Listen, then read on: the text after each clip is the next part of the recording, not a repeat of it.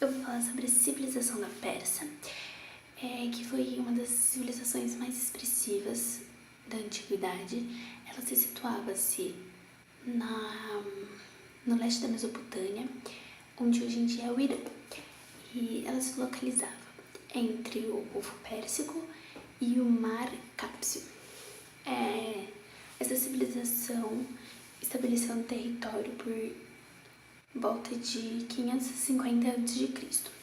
E na Pérsia tinha um príncipe, que era o príncipe Ciro.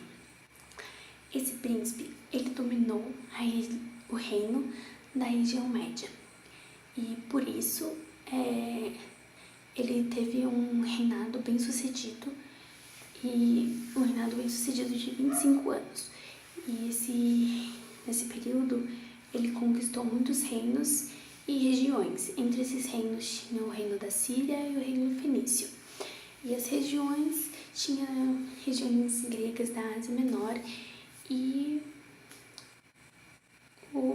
a Babilônia. No processo de expansão, foi iniciada pelo príncipe Ciro e teve continuação pelo imperador Dário. O imperador Dário, ele dominou as planícies do rio Indo. Vou falar da organização política dos povos persas, os Aquamênidas. Os Aquamênidas foi um período da política e de expansão do poder militar persa. Os persas, eles conquistaram os medos, que os medos eram tribos patriarcais divididas. Eles proporcionaram grandes conquistas militares e eles transformaram a civilização em império. Na Europa, eles conquistaram a Babilônia e consolidaram o poder da Antólia. Os governantes aquamênidas, eles caracterizavam a administração pela tolerância de diferentes culturas e religiões dos povos conquistados. O império, ele era dividido em 20 distritos, governados por membros do caso real ou da nobreza local. Os sátrapas, eles construíram estradas ligando as principais cidades. Era um sistema de correio eficiente.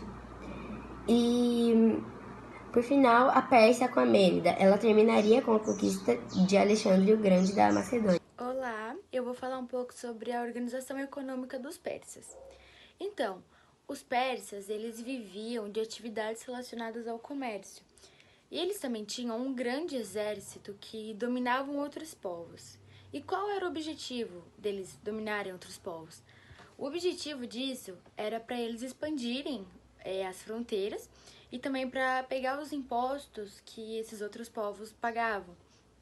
E apesar que houvesse toda essa dominação dos persas sobre os povos dominados, eles deixavam que esses povos mantivessem as suas culturas, seus costumes, religiões, etc. Ele deixava tudo isso.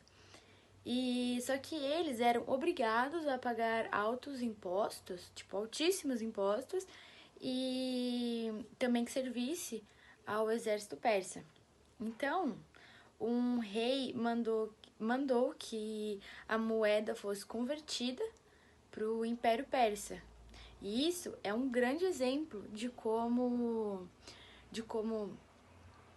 o comércio era muito importante. Os persas, durante o governo de Dário I, tinham sua sociedade dividida em províncias. Cada província tinha o seu administrador. Esse administrador era chamado de sátrapos. Os sátrapos eram pessoas de confiança do imperador. O império persa era considerado amplo, e os povos dominados pelos persas tinham o direito de seguir a religião e os costumes deles. E a única exigência dos persas é que os povos dominados deviam servir ao exército persa e pagar os impostos. Então, eu vou falar sobre os aspectos religiosos e sociais dos persas. A religião dos persas era chamada de zoroatrismo ou mazdeísmo, e era uma religião dualista, ou seja, eles colocavam sua confiança no princípio do bem versus o mal. A sociedade persa era dividida em rígidas camadas sociais. No topo da sociedade estavam os reis e os aristocratas. Depois, os pequenos comerciantes, os artesãos e os soldados, que eram a camada média da população. Já os camponeses eram homens livres e faziam parte de outra classe social. Eles viviam miseravelmente e todo o trabalho que eles faziam tinham que entregar aos donos das terras. Eles eram obrigados também a prestar serviços construindo palácios e obras públicas. Por último, vinham os escravos. Eles eram prisioneiros e formavam um grupo muito numeroso. Eles executavam trabalhos como obras públicas e construção de palácios.